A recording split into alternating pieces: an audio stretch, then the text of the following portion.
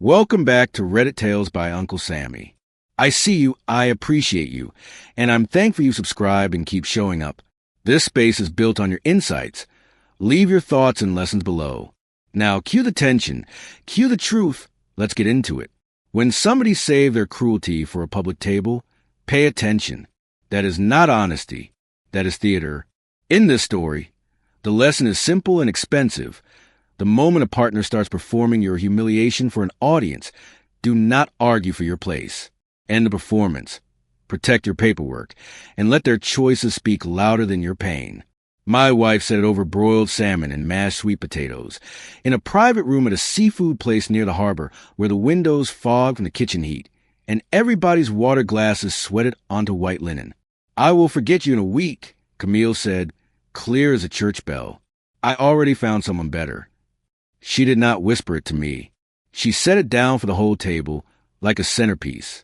Her mother froze with her fork halfway up. Her younger sister looked at me, then at Camille, then down at her lap. I felt the room tighten around my throat. Camille had always known how to use timing. She waited until the server stepped out and the birthday cake candles had been cleared. She waited until all eyes were available. Then she leaned back in her chair in that smooth, polished way she had, one wrist resting near her wine glass, and said, "I am tired of building my life around a man who still comes home smelling like drywall dust." There were 8 of us at that table. Her uncle coughed into his napkin. Her cousin Brent muttered, "Damn," under his breath. Nobody saved me. Nobody stopped her. If you enjoy intense cheating wife revenge stories, relationship drama, and real consequence-driven storytelling, take a second to like, share, and subscribe. And tell me in the comments, when Camille said she would forget him in a week, would you have walked out as calmly as Isaiah did? I looked at my wife of 6 years and noticed something strange. My heart did not crack in the way people describe. It went still, still enough for me to hear the ice machine beyond the wall. Still enough for me to notice a smear of lipstick on the rim of her glass, darker than the shade she usually wore to family dinners.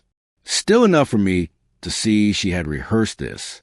She wanted a scene, maybe tears, maybe pleading, maybe my voice lifting so she could point and say, "See, this is what I've endured." I gave her none of it. I slid my chair back without scraping the floor. I took off my wedding band and set it beside the butter plate. Then I said, "Then this marriage ends tonight." My voice came out even, the way it does when I am tracing a fall through old wiring, and I know the break is inside the wall. Camille blinked. That was the first crack in her face. Not grief, not regret, just surprise that I had not begged.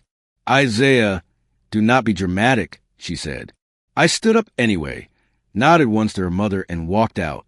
The harbor wind hit hard that night, carrying cold off the water and the smell of diesel and rain. I stood on the sidewalk beside my truck and let the city noise gather around me.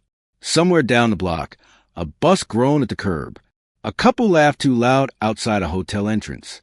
My phone buzzed in my pocket twice, then 3 times. I did not check it. I watched my breath lift in the dark and thought, so this is what the truth sounds like when it finally stops dressing itself up. Not loud, clean. I should tell you how I got there, because men do not usually lose a marriage in one sentence. It starts smaller than that. It starts in rooms where you excuse what should have stopped you. I met Camille at a church fundraising gala in Baltimore during a summer storm that knocked the lights out 3 times in 20 minutes. I had been hired to inspect the old fellowship hall because the breakers kept tripping whenever the caterer plugged in the warming trays. She was standing in the dark with a clipboard and a pen light, calm while everybody else panicked. "Can you save this night?" she asked me when the room lit again. She was wearing a cobalt dress and flat shoes because she was practical when it mattered, at least then. I remember that detail because it felt honest. Camille Whitfield did development work for a downtown arts nonprofit, and she spoke in complete sentences even when she was irritated. No filler, no fuss. She looked people in the eye. She had a way of listening that made you think your words had landed somewhere safe. I fixed the overloaded circuit in 14 minutes. She brought me a plate before I left. We talked in the church kitchen while volunteers boxed up leftover peach cobbler. She asked about my company, called her electric, and I told her it was me, one van, two apprentices, and more confidence than cash. She laughed at that, and it did not sound cruel. I asked what she actually did at the nonprofit besides wear a headset and rescue expensive events from disaster. She said, I make rich people feel noble enough to write checks. That made me laugh harder than it should have. It felt good to meet somebody sharp who was not trying to prove it every second. Our first date was at a carryout with bulletproof glass and the best lemon pepper wings in East Baltimore. Camille looked around at the linoleum floor and handwritten menu board, then looked back at me and said, You had better not be testing me. I told her I was feeding her. That was all. She smiled and ordered half and half iced tea like she knew the place. Afterward, we walked 3 blocks through warm August air while somebody on a porch played Old Anita Baker through a crackling speaker. She slipped her hand into mine like it belonged there. For a while, loving Camille felt like stepping into a brighter room. I had spent most of my 30s buried in work after my mother died. She had been a school secretary with neat handwriting, and a laugh you could hear from the front porch. After the funeral, I kept my grief folded up and stored it in useful places. I bought the row house she had left me in Northwood and fixed it room by room. I worked. I taught a free Saturday class for neighborhood boys and men at New Hope Baptist on how to read a panel and strip wire safely. I did not date much. Camille changed that rhythm. She brought fiddle-leaf plants into house and linen napkins and a way of standing in the kitchen that made the room seem staged for a magazine spread. She said my house had bones. She said my hands made her feel safe. She liked that I could repair things without calling 3 people and waiting a week. She said steadiness was rare. I believed her because I wanted to. Loneliness does not always make a person foolish. Sometimes it just makes good attention feel holy. That is almost worse, because you defend it long after it turns. We married in October under a canopy of rented lights in the courtyard of a small museum. The day was cool and bright, leaves scraping along the brick like little paper prayers. My best friend Leon, who cuts hair on Harford Road and knows every family secret in a 3-mile radius, stood beside me in a charcoal suit and whispered, Breathe. Camille wore ivory, simple lines. No fuss. In those pictures, we look solid. We look like 2 people with matching ideas about life. When I see them now, I notice the way she angled herself toward the camera, not toward me. The first year was good enough that I still grieve it, which is a hard thing to explain. There was no affair then, at least none that I knew of. There were Saturday mornings with coffee and jazz low on the speaker. There were grocery lists on the fridge and arguments about paint colors and whether my red recipe tin was for recipes or for the random screws, receipts, and spare keys I kept stuffing into it. Camille started a side venture called Slate and Cedar, invitation-only dinner events in borrowed spaces. I built her brass light fixtures from salvage parts. She cried when she saw them. The trouble began as a tone before it became a problem. Camille started saying words like elevated and aspirational more often than actual nouns. A restaurant was not a restaurant. It was a concept. A dinner was not a dinner. It was an experience. My work boots by the back door were not boots. They were clutter. She did not ask me to change all at once. She just flinched at pieces of me and called it refinement. Isaiah, do you have to wear your company's shirt everywhere? She asked once before a donor event. It is just dinner. I changed shirts. That was my first surrender. Small enough to excuse. I told myself marriage required adjustment. I told myself she moved through different rooms than I did, and maybe I should learn those rooms instead of standing on pride. But there is a difference between adapting and erasing yourself. Camille never learned that difference because too many people rewarded her every time she polished the truth into something shinier. Her mother, Denise, praised presentation like it was moral character. People only know what you show them, she said one Christmas while straightening the ribbon on a gift bag nobody had touched. My second surrender was financial. Slade and Cedar had momentum, and Camille wanted to lease an old storefront for pop-up dinners and private events. She said it would only be for a year. She said my credit would help secure the deposit and lower the insurance cost. She said she would handle everything else. I asked 3 times for projected numbers. She sighed all 3 times, then made a spreadsheet that looked expensive and felt thin. I knew it. I signed anyway. I told myself I was investing in my wife's ambition. I did not say out loud that I was also investing in peace at home. There are details that seem innocent until memory rearranges them. Camille started coming home later from cultivation dinners. She changed the password on her phone after years of not caring. She bought a perfume that smelled smoky and sweet, and too grown to wear to the office. She started setting her phone face down on the table. When I asked how an event went, she no longer told stories. She gave summaries. Fine. Good crowd. Some strong leads. It sounded like press release language. The woman who once mocked donor jargon had started living inside it. The first hard clue was a parking receipt. It fell out of her tote onto the floor in our bedroom while she was in the shower. A garage in Columbia. Wednesday night. 7 hours. She had told me she was at a board dinner downtown, 10 minutes from her office. I stood there with the receipt in my hand, steam sliding under the bathroom door, and felt that old instinct rise in me, the one that wants to demand an answer before the lie is time to put on shoes. I could have knocked then. I could have held it up and started a war. I did not. I did not because my father handled hurt like a hammer.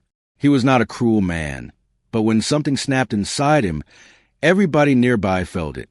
I had spent my whole adult life refusing that inheritance. I told myself I would not accuse until I understood exactly what I was accusing. That was decision number 1, and I still believe it saved me. Not the marriage. That was already failing. It saved me from becoming easy to discredit. Camille was brilliant under pressure. She could take a weak fact and make it look hysterical. Paper was stronger than anger, so I chose paper. I started noticing with purpose. I printed bank statements. I matched her reimbursements against our joint account. I flagged cash withdrawals she never mentioned. I looked at the lease for Slate and Cedar and saw my name listed as guarantor on more pages than I remembered. I checked our shared calendar against toll charges. The story formed slowly, then all at once. Hotel charges on nights she claimed to be with donors. Car service receipts to a boutique hotel near the harbor. Dinner tabs for 2 at places we had talked about trying together, but never did because, according to Camille, the timing was never right. The man's name arrived through repetition. Donovan Price. He was a fundraising consultant, married, polished, famous in a small local way for telling nonprofits how to court wealth without looking needy. Camille started dropping his name in conversation. Before she knew, I knew it mattered. Donovan says younger donors want intimacy, not ballroom stiffness. Donovan thinks Slate and Cedar could scale if I stopped treating it like a passion project. His opinions entered my house before he did. That irritated me more than I admitted. It was like hearing another man's shoes on your stairs when you are still standing there barefoot. I made another decision at the point where some men call cousins, and some men start checking locations, and some men blow up their own lives to get ahead of being embarrassed. I booked a consultation with a divorce attorney in Towson and took a manila folder full of documents. Her name was Monique Ellis. Silver frames, calm voice, no wasted words. She listened without interrupting, then said, I am not here to inflame this. I am here to protect your home, your business, and your future. Can you stay quiet long enough to do that? I said yes. She nodded once and started a list. Separate your business accounts now. Monique said, document every marital expense you cover. Change nothing that looked retaliatory. Do not lock her out. Do not publish anything. Do not confide in people who like gossip more than truth. That was difficult because Leon knew something was wrong after one look at me in his barbershop chair. Your face is too calm, he said while he edged at my beard. I told him only that Camille and I were having serious problems. He clicked his clippers off and looked at me in the mirror. Serious as in counseling or serious as in lawyer? I looked down. He understood. We did try counseling, which I include because people love to ask whether you fought for it. We sat on a gray couch in an office that smelled like lavender oil and heard ourselves explained back to us by a woman named Dr. Carr. I said I felt dismissed, managed, and financially overextended. Camille cried on cue, and said I resented her growth.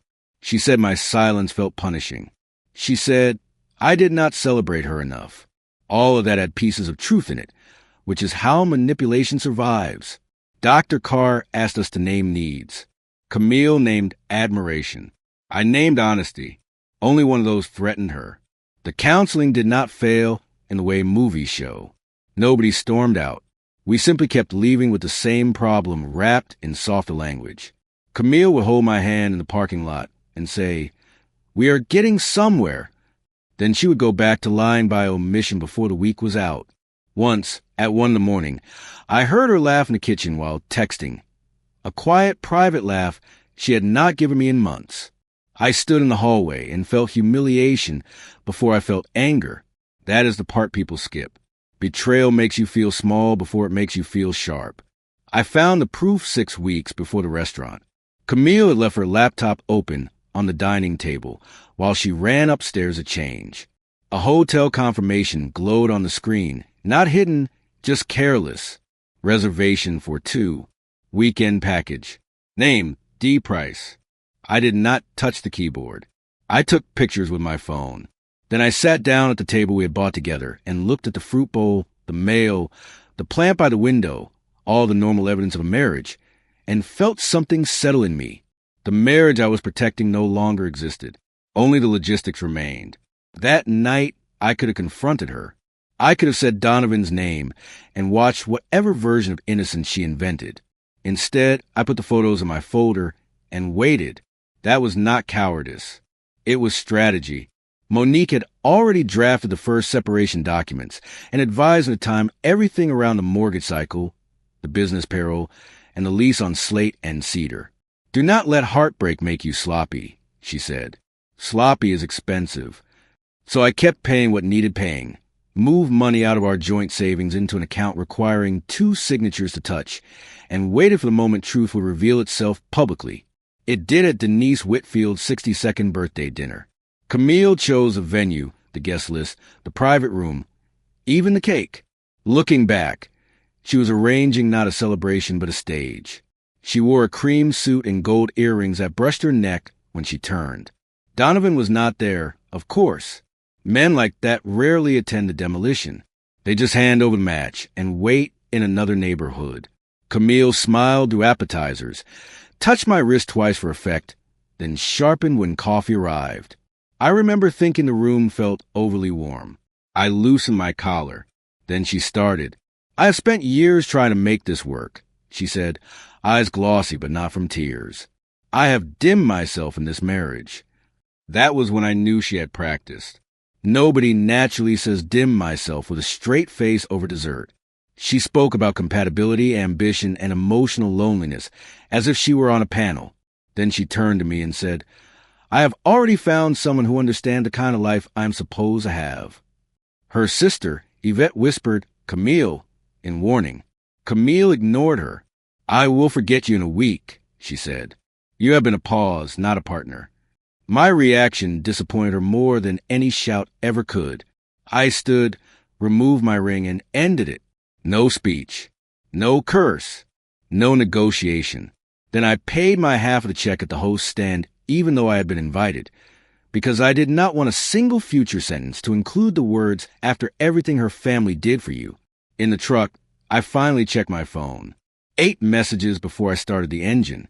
2 from Camille, 1 from Denise, 3 from Yvette, 1 from Leon, 1 from Monique, because Leon had apparently called her office instead of sleeping like a normal man.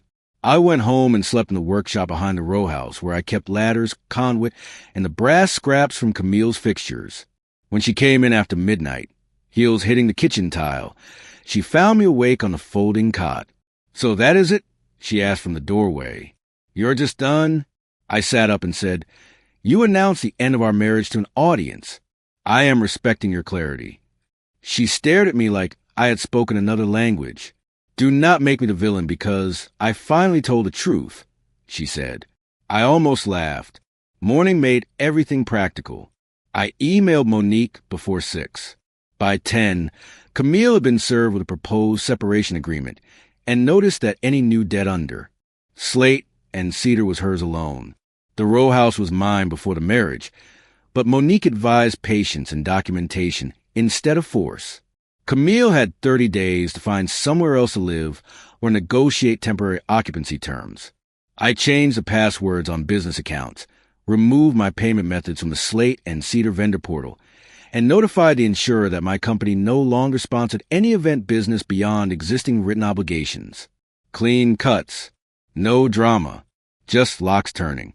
Camille swung through every version of herself that week. Angry first. "You planned this," she said when she saw the paperwork. "You wanted to humiliate me." Then injured. "You could not wait one day to talk like adults." Then seductive, which insulted me most because it assumed I was available for management. She came into the kitchen in one of my old college shirts and made coffee she did not drink. "Isaiah, we both know I said too much," she murmured. "Do not throw away years over one ugly dinner." I looked at her over the sink and said, "It was not one dinner. It was a pattern with a microphone." Yvette came by that Saturday with grocery bags and the kind of tired-faced women wear when they are related to beauty and ambition, and have spent years cleaning up after both. She stood on my porch while rain tapped the awning and said, "I am not here to defend her." We drank coffee at my kitchen table, the red recipe tin between us holding loose screws and old takeout menus like always. Yvette told me what she knew. Donovan and Camille had been seen together for months at donor receptions, bars, and one weekend conference in D.C. I told her this would end badly. Yvette said, I believed her. Here is decision number 2. I could have forwarded every screenshot, every hotel receipt, every ugly text to Camille's mother, her friends, her nonprofit board, and Donovan's wife.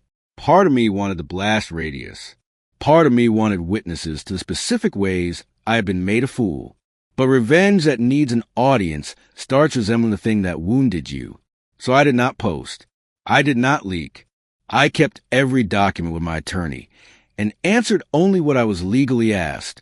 That choice cost me the quick satisfaction of spectacle, but it kept my dignity intact. I would choose it again.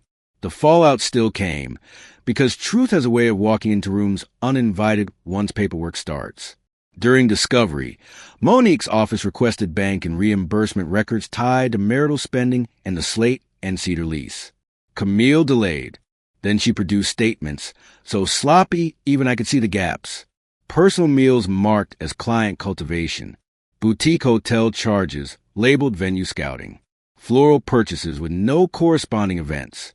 My favorite lie was a $300 car service charge tagged transportation for electrical supplies, as if I had ever in my life sent a sedan to pick up wire. Monique smiled the first time she saw that one. Useful, she said. Donovan vanished exactly the way cowards do. His number stopped reaching Camille. His social media went quiet. A mutual contact told Leon he had flown to Chicago for business. The week the first legal request landed. Translation: he was hiding behind airport lounges and his own wife's forgiveness. Camille pretended she did not care. Then I came home one afternoon and found her in our spare room, sitting on the floor among event linens and unopened candle boxes, crying so hard she could not catch breath. For 1 weak second, I felt protective. That old reflex again. Then I remembered whose mess I was standing in. Did he leave you? I asked. It was the only cruel question I ever let myself ask. Camille looked up, mascara gone, pride gone, all of it stripped down. He said this was getting complicated. She whispered. He said he cannot be dragged into a domestic dispute. I nodded slowly because that sounded exactly like a man who enjoyed being chosen, but had no intention of carrying weight. Camille looked around the room as if the walls might testify for her. I did not think you would move this fast, she said. I thought we would have time. Time for what? I asked. She had no answer. Slate and Cedar folded before the leaves changed. Once my insurance and company sponsorship were removed, 2 venues refused to host upcoming dinners without revised paperwork. One lender declined the business line Camille expected to use for deposits. Vendors wanted guarantees in writing. Donovan had promised introductions that never materialized. The whole venture had been built partly on my credit, my fixtures, my labor, and the reputation people had of me paying what I owed. Without those hidden supports, the elegant language around her brand collapsed into unpaid invoices and frantic emails. She called that sabotage. Monique called it the natural consequence of separation. The nonprofit audit was not something I started, but I did not soften it when they called. Their finance director left a voicemail asking why my company had been listed on 2 reimbursement forms as event infrastructure support when I had no invoices matching those dates. I called back and told the truth. I sent my actual invoices, clearly dated, clearly itemized. No commentary, no opinion, just records. 2 weeks later, Camille was placed on leave pending review. She came home with her jaw set hard and accused me of trying to destroy her career. You submitted false paperwork, I said. I corrected the record. She hated that sentence because it left nowhere to hide. Camille moved out in November to a furnished apartment in Owings Mills with thin walls and a bad parking lot. Yvette helped her carry boxes. Denise did not come. I watched from the porch because I wanted to be present without participating. The last thing Camille took was a framed black and white photo from our hallway, the one from our first anniversary at the harbor. She held it a second too long, then turned it face down in a box. I hope this house keeps you warm, she said, like the row house itself had chosen sides. It has, I answered.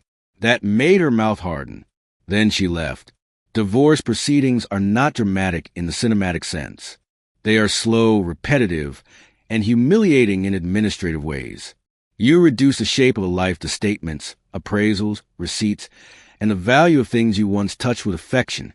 A judge does not care about your private language or the songs you dance to while cleaning the kitchen.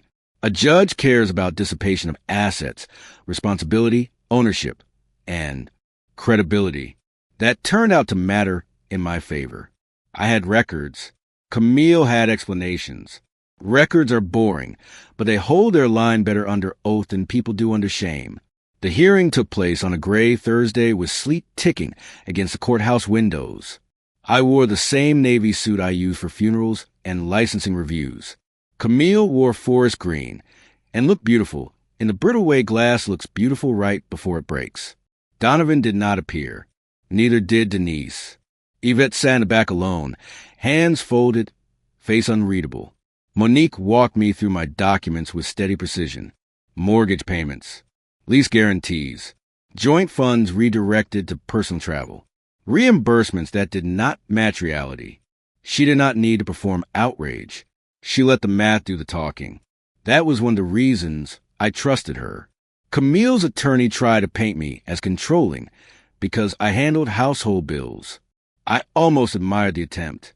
It was thin, but it was intelligent. He suggested I benefited from making myself indispensable.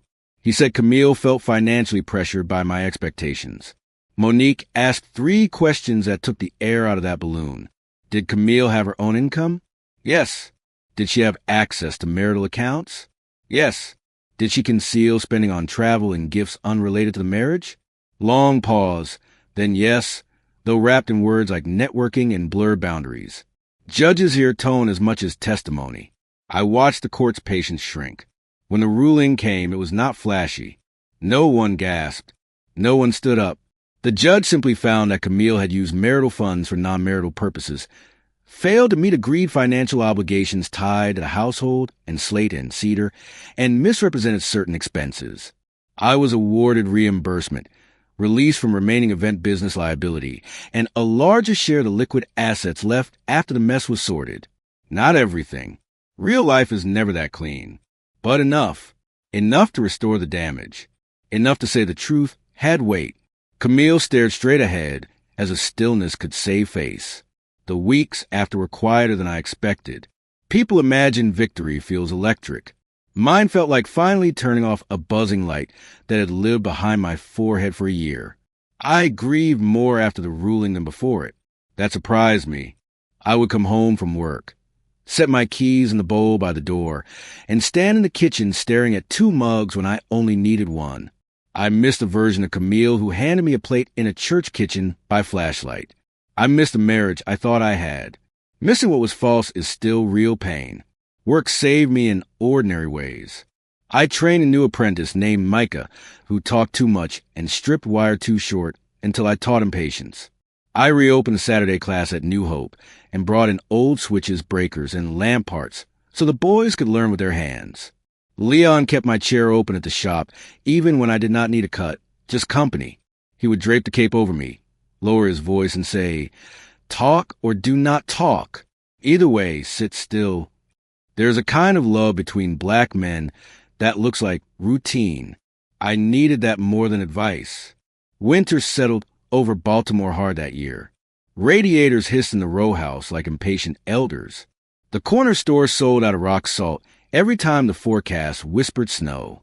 I spent long evenings in the workshop refinishing the brass fixtures I had built for slate and cedar, sanding off wax drips and fingerprints, giving them a second life as pendant lights for my own dining room. That mattered to me, not because I needed symbolism, but because I was tired of seeing my labor framed inside her dream. Some things you reclaim with speeches. Some things you reclaim with a screwdriver and enough quiet to hear yourself think. Camille called twice in January about the payment schedule ordered in the settlement, once in February about forwarding mail, and once in March for no practical reason at all. I knew that call from the silence before she spoke. "How are you?" she asked. Not out of care, out of hunger. I told her I was fine. She said she was looking for work. She said people had become judgmental. I nearly said people became informed. Instead, I said, "I hope you find something stable." She cried softly and said, "You always sound so calm." What she meant was, "You no longer sound reachable." She came by in person in April, early evening, while I was on the porch replacing a light fixture, and the sky was the color of wet cement. She looked thinner, less polished, not ruined exactly, just returned to the size of an ordinary person after years of moving like a headline. She stood at the bottom of the steps in a plain coat and said, "I made the biggest mistake of my life." I kept my screwdriver in my hand. "I know," I said. She swallowed hard. I thought I wanted a bigger life. I did not understand I was standing in one. She asked if we could talk inside. I said no. Boundaries are easier to keep if you do not dress them up as cruelty. So we talked on the porch while a train moaned far off, and somebody nearby burned garlic in a pan. Camille told me Donovan had gone back to his wife publicly and privately blamed her for everything. She told me the nonprofit had let her resign before formal termination, but nobody downtown would touch her resume now. She said she had been staying with a cousin, then alone. She said humiliation had changed the flavor of every room she entered. Then she said the thing I had half expected and still hated hearing. "I know I did not deserve it," she said, "but is there any way we could start over?" She was crying by then, shoulders rounded, voice stripped down to the woman from the church kitchen and the carryout, and the early days when I thought honesty lived in her naturally. That made it harder, not easier. I looked at the porch light I had just wired and thought about scorched copper inside old walls. When a wire burns, you cannot keep the pretty switch plate and pretend the heat never happened. You pull it out. You start clean. "No!" I said, and I said it gently because cruelty had already done enough work in our marriage. We cannot start over. There is no over there to start from. Camille covered her mouth with both hands, a child's gesture on a grown woman. "Isaiah, I know I said terrible things." "You did," I answered, "but the public words are not even the hardest part. The hardest part is that you build a private life with me while auditioning another one in secret. I can forgive that in the sense that I do not want revenge anymore. I cannot live inside it again." She looked at the windows of the row house, at the workshop door, at the truck, at the little square of basil I was trying to grow in a planter that had seen better summers. I think she finally understood then what she had mistaken all along. She had called my life small because it was not shiny. She had called it limited because it required showing up instead of performing. "You were never beneath me," she whispered, not really to me, more to the air between us. "No," I said, "I was just not useful to your fantasy anymore." That landed. She nodded once, slow and ashamed. She left without asking again. She walked down the steps, across the path, and out to the sidewalk where evening traffic washed past in red and white lines. I watched her go because some endings deserve witness, even when they no longer deserve participation. Then I went back to the porch light and tightened the last screw. That was the shape of my revenge, if you want to call it that. I stopped rescuing the lie. I told the truth on paper. I let the hidden supports disappear. Everything else that fell had been leaning on me without my consent. If you made it to the end of this first-person relationship drama and you want more cheating spouse stories, revenge narratives, and emotional stories with real consequences, do not forget to like, share, and subscribe. Send this to someone who loves powerful drama, and let me know which moment hit hardest: the dinner table betrayal, the courtroom fallout, or the porch goodbye. The part that stayed with me in this story is not the restaurant line. It is the paperwork, the porch, and the brass fixtures Isaiah reclaimed with his own hands. Public disrespect is usually the last symptom, not the first. When trust burns all the way inside the wall, calm is not weakness. Calm is how you keep your future from catching fire with the rest of it. The end.